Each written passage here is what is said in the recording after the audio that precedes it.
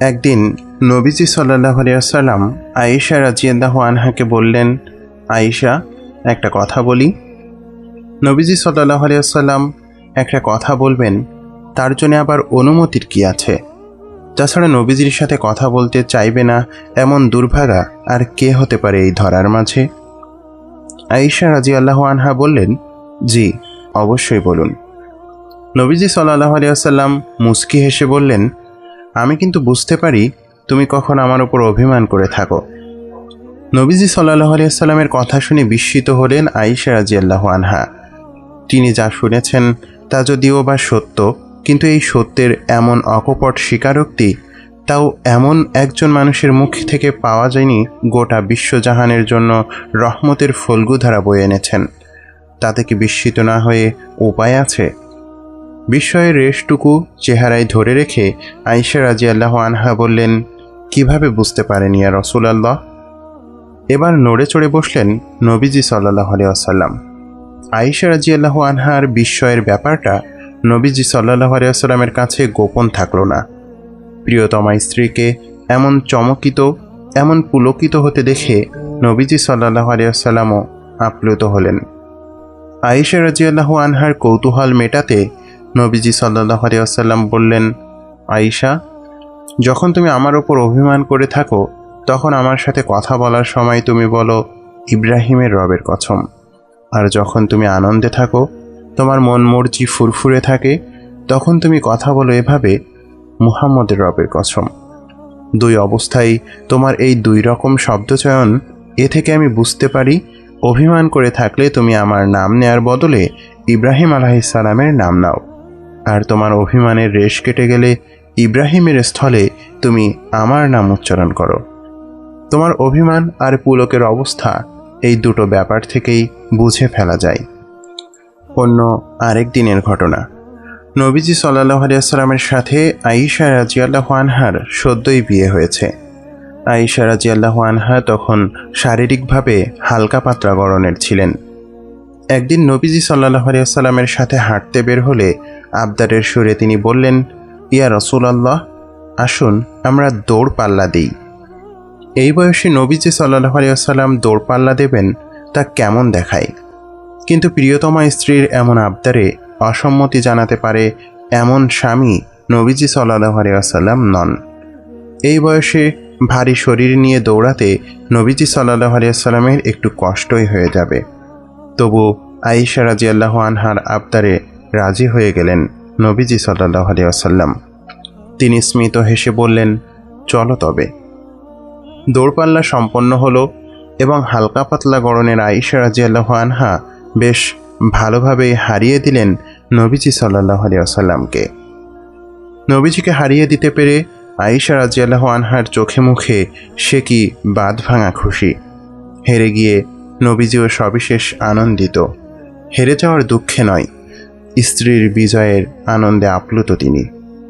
এরপর নবীজি সাল্লাল্লাহু আলাইহি ওয়াসাল্লাম এবং আয়েশা রাদিয়াল্লাহু আনহার সংসার জীবনের অনেকগুলো সময় অতিবাহিত হলো। একদা যে কিশোরী নবীজির সংসারের স্ত্রী হয়ে প্রবেশ করেছিলেন, আজ তার জীবন পরিপূর্ণভাবে বিকশিত। নবীজি সাল্লাল্লাহু আলাইহি ওয়াসাল্লামের সাথে আরেকদিন হাঁটতে বের হয়েছেন আয়েশা রাদিয়াল্লাহু আনহা। এবার তিনি আর আগের মতো হালকা দেহের অধিকারী নন, বরং আগের তুলনায় অনেকটাই ভারী হয়েছে তার শরীর। ইতোপূর্বে নবীজি সাল্লাল্লাহু আলাইহি ওয়াসাল্লামের সাথে হাঁটতে বের হয়ে দৌড় প্রতিযোগিতা করার কথা ততদিনে বেমালুম ভুলে গিয়েছেন তিনি। কিন্তু আয়েশা রাদিয়াল্লাহু আনহা যতই ভুলে যান না কেন, নবীজি সেদিনের স্মৃতিটাকে একটুও ভোলেননি ওই দিন আয়েশার কাছে হেরে যাওয়ার কথা, যে তার আনন্দে আটখানা হওয়া কিশোরী আয়েশার হাস্যোজ্জ্বল মুখচ্ছবি এখনও নবীজি সাল্লাল্লাহু আলাইহি ওয়াসাল্লামের স্মৃতিপটে অমলিন। বহু পূর্বের সেদিনকার সেই স্মৃতি রোমন্থন করে নবীজি সাল্লাল্লাহু আলাইহি ওয়াসাল্লাম এবার বললেন, আয়েশা, চলো আমরা আজ দৌড় পাল্লা দেই। যতই বয়স ও শরীর বাড়ুক না কেন, আয়েশা রাদিয়াল্লাহু আনহা তার চঞ্চলা মন তো আর কোথাও বন্ধক রেখে দেননি। সুতরাং নবীজির পক্ষ থেকে দৌড়ের প্রস্তাব পেয়ে তিনি উৎফুল্লই হলেন বলা চলে। সাত পাঁচ না ভেবে বললেন, হ্যাঁ, দেয়াই চাই। সম্পন্ন হলো দৌড়পাল্লা, কিন্তু এবারের ফলাফল একেবারে ভিন্ন। গতবার বেশ ভালোভাবেই জিতেছিলেন আয়েশা রাদিয়াল্লাহু আনহা, কিন্তু এবার তাকে পরাস্ত করে দিলেন নবীজি সাল্লাল্লাহু আলাইহি ওয়াসাল্লাম। এবারের প্রতিযোগিতায় বিজয়ী আল্লাহর রাসূল। দৌড় শেষে ভীষণ ক্লান্তিতে হাঁপাতে থাকা আয়েশা রাদিয়াল্লাহু আনহার কাছে এলেন নবীজি। দুজনের মুখেই ক্লান্তি আর আনন্দের ছাপ। মুখে হাসি জিইয়ে রেখে নবীজি সাল্লাল্লাহু আলাইহি ওয়াসাল্লাম তাকে বললেন, আয়েশা, হয়ে গেল তো বদলা। আয়েশা রাদিয়াল্লাহু আনহার মনে পড়ে গেল বহু আগের এক স্মৃতিময় দিনের কথা। একদিন এমন এক প্রতিযোগিতায় নবীজি সাল্লাল্লাহু আলাইহি ওয়াসাল্লামকে পরাস্ত করেছিলেন তিনি। সেই দিনের বদলাটাই আজ উসুল করে নিলেন নবীজি। এ যেন এক মধুময় প্রতিশোধ। ওই স্মৃতিটা একেবারেই ভুলেই গিয়েছিলেন তিনি, কিন্তু এমন ছোট্ট একটা ব্যাপার নবীজি সাল্লাল্লাহু আলাইহি ওয়াসাল্লাম যে মনে রেখেছেন এবং আরও সুন্দরতর করে সেটা যে তাকে মনেও করিয়েছেন, ব্যাপারটা আয়েশা রাদিয়াল্লাহু আনহাকে দারুণভাবে পুলকিত করে গেল। জীবনের হাজারো গুরুত্বপূর্ণ ঘটনাবলীর মাঝে আয়েশা রাদিয়াল্লাহু আনহার এত ছোট্ট একটা স্মৃতিকে নবীজি পরম যত্নে আগলে রেখেছেন হৃদয়ে। ব্যাপারটা তাকে আন্দোলিত না করে পারে। তিনি একাধারে একজন নবী, একজন রাষ্ট্রনায়ক, সমাজ সংস্কারক, চিন্তক এবং একজন সেনাপতি। তাকে ভাবতে হয় গোটা দুনিয়া নিয়ে। শামে কতজন সৈন্য যাবে, কোন সাহাবীর নেতৃত্বে মিশরে কাফেলা পৌঁছবে, সিরিয়ার প্রশাসনিক অবস্থা নিরীক্ষণ, মদিনার অবকাঠামোগত উন্নয়ন, আবিসিনিয়ায় কুরআন শিক্ষা দিতে কোন সাহাবীকে নিয়োগ দেয়া যায়, দামেস্ক থেকে আসা বিশাল কাফেলা সামলাবে কে, ইত্যাদি কত হাজার ধরনের কাজ নিয়ে প্রাত্যহিক মাথা ঘামাতে হয়। এসবের বাইরে পড়ে আছে নিজের গোটা ব্যক্তি জীবনটাই। আমরা জানি ব্যক্তিগত জীবনে আল্লাহর সাথে সম্পর্ক উন্নয়নে নবীজি সাল্লাল্লাহু আলাইহি ওয়াসাল্লামের সমান পর্যায়ের মানুষ দুনিয়াতে না কখনো কেউ ছিল আর না ভবিষ্যতে আসবে।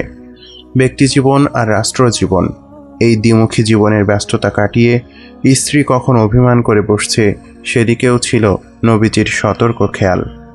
দৌড় প্রতিযোগিতায় হেরে যাওয়ার স্মৃতি মনে করিয়ে দিয়ে স্ত্রীকে চমকে দিতেও তিনি ভোলেন না। সফল রাষ্ট্রনায়ক, সফল সংস্কারকের পাশাপাশি নবীজি সাল্লাল্লাহু আলাইহি ওয়াসাল্লাম ছিলেন একজন সফল কর্তা। গৃহের বাইরে তিনি যেমন দাপুটে, গৃহের অভ্যন্তরেও তার রয়েছে দুর্দান্ত পদচারণা। স্ত্রীদের সাথে স্বামীসুলভ আচরণ করা থেকে তিনি নিজেকে গুটিয়ে নেননি। তিনি তাদের আবদার পূরণ করেছেন, মূল্যায়ন করেছেন তাদের আবেগকে। নিরেট স্বামীর জায়গা থেকে স্ত্রীর যতখানি অধিকার দেওয়া উচিত স্ত্রীদের তা কানায় কানায় দিয়েছিলেন নবীজি সাল্লাল্লাহু আলাইহি ওয়াসাল্লাম। স্ত্রীদের অধিকারের বেলায় নবীজি সাল্লাল্লাহু আলাইহি ওয়াসাল্লামের এত সতর্ক খেয়াল ছিল যে জীবনের শেষ কয়েকটা দিন আয়েশা রাদিয়াল্লাহু আনহার গৃহে কাটানোর শখ জাগলে নবীজি অন্য সকল স্ত্রীর কাছ থেকে অনুমতি চেয়ে নিয়েছিলেন। অন্য সকলে নবীজিকে অনুমতি দেওয়ার পরেই জীবনের শেষ সময়টা আয়েশা রাদিয়াল্লাহু আনহার ঘরে পার করার জন্য নবীজি সাল্লাল্লাহু আলাইহি ওয়াসাল্লাম সেখানে স্থায়ী হন। আল্লাহর নবী সাল্লাল্লাহু আলাইহি ওয়াসাল্লাম ইচ্ছে করলে এই অনুমতির তোয়াক্কা না করলেও পারতেন। যেখানে যেই স্ত্রীর ঘরে ইচ্ছে চাইলেই তিনি থাকতে পারতেন। তাকে বাধা দেবে, হুঁশিয়ার করবে, মানবকুলে এমন দুঃসাহস কার আছে? কিন্তু এত এত ক্ষমতা, মর্যাদা ও সম্মান থাকা সত্ত্বেও তিনি কখনো সেগুলোর অপব্যবহার করেননি। হোক না তিনি আল্লাহর নবী, হোক না তিনি রাষ্ট্রপ্রধান। এক স্ত্রীর ঘরে থাকতে হলে অন্য স্ত্রীরা যদি সামান্য মন খারাপও করে, এই মন খারাপটাকেও তিনি গুরুত্ব দিয়েছেন। তিনি রহমাতুল লিল আলামিন। সফলভাবে দুনিয়া সামলানোর মাঝেও ঘরণীর চেহারার আবহ দেখলে তিনি তার মনের অবস্থা বুঝে ফেলতেন। মজার স্মৃতি রোমন্থন করে তিনি চমকে দিতেন স্ত্রীকে। স্ত্রীর অধিকারের বিষয়েও তিনি সমান সতর্ক। ধুলোর সাধারণ পৃথিবী ধারণ করেছিল কি এক অসাধারণ মানবচিত্র।